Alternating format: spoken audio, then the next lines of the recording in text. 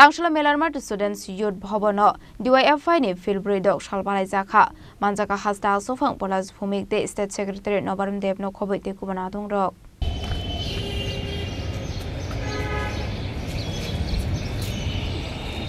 একে পুষ্পার্ঘন করবেন DFI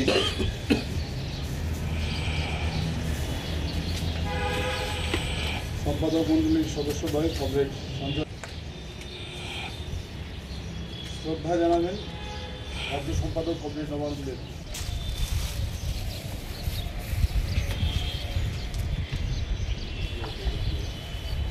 Ashlopulano DYFI ni kaisa banati shawiruka hasina asofang polas phumik abani aglo kokthum nairok ni biskango kok sanani thangoi DYFI bahaike songjak jakha de bufro songjak jakha abuna diye shawi khanaro jakha 3 November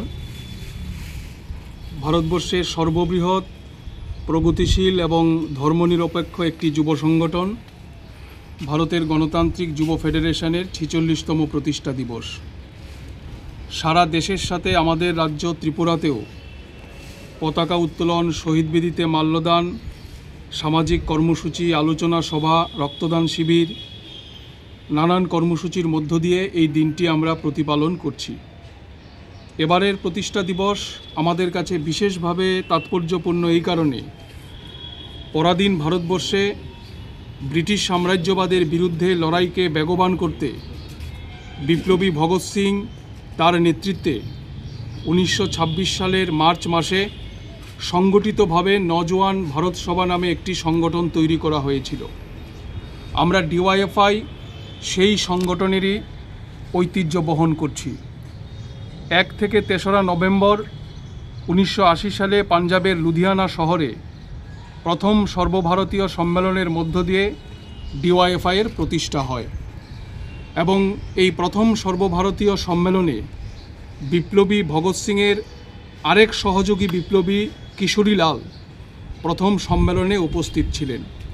ফলে সেদিক দিয়ে এবারের প্রতিষ্ঠা দিবস আমাদের কাছে খুবই গুরুত্বপূর্ণ এবং নওজোয়ান ভারত সভা এই বছর শতবর্ষের মুখে দাঁড়িয়ে আছে। আমরা ডিওয়াইএফআই জন্মলগ্ন থেকে সাম্রাজ্যবাদের বিরুদ্ধে লড়াই করছি, ধর্মান্ধতার বিরুদ্ধে লড়াই করছি, অশিক্ষার বিরুদ্ধে লড়াই আমরা করছি এবং প্রগতিশীল ভাবনায় আমাদের দেশের যুবদের পরিচালিত করবার জন্যে আমাদের সংগঠন ডিওয়াইএফআই জন্মলগ্ন থেকে সবার জন্য কাজ এবং সবার জন্য শিক্ষার দাবিতে আমাদের লড়াই অব্যাহত আছে। কিন্তু আজকে আমরা যেটা দেখছি বিজেপি এবং আরএসএসের শাসনে আমাদের ভারতবর্ষে বিভেদের রাজনীতিকে তারা উৎসাহিত করবার চেষ্টা করছেন, হিন্দু মুসলমানের নামে ভারতবর্ষের মধ্যে বিভাজন তৈরি করবার চেষ্টা করছেন এবং মানুষের যে মূল সমস্যা অন্ন, বস্ত্র, বাসস্থান, শিক্ষা, স্বাস্থ্য এবং কর্মসংস্থান এই সংকট ভুলিয়ে দিয়ে তারা শুধুমাত্র ধর্মের রাজনীতি করে মানুষের মূল সমস্যা থেকে নজর ঘোরানোর চেষ্টা করছেন।